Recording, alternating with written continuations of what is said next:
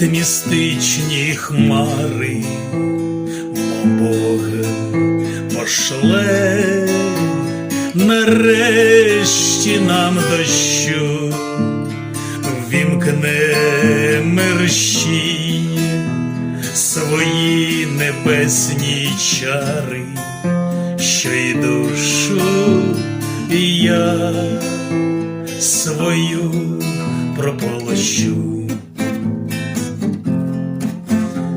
Там пил, образ і попіл від кохання, там друзів зрада, вірність ворогів, і всі у вирвах ті шляхи незнані, якими йти доводилось мені, якими йти доводилось мені.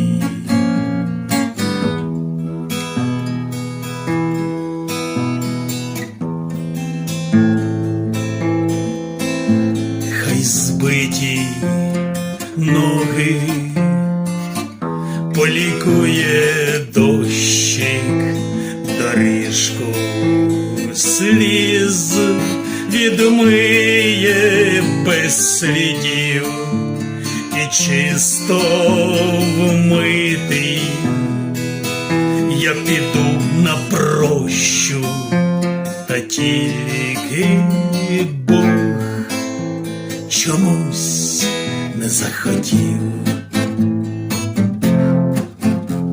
не дав дощу.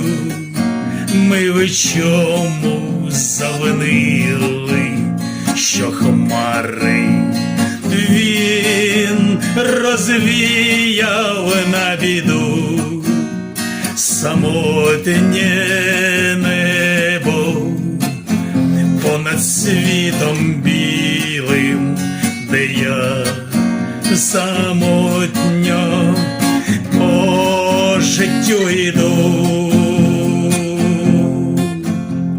Не дав дощу, ми в чомусь завинили, не дав дощу, ми в чомусь завинили.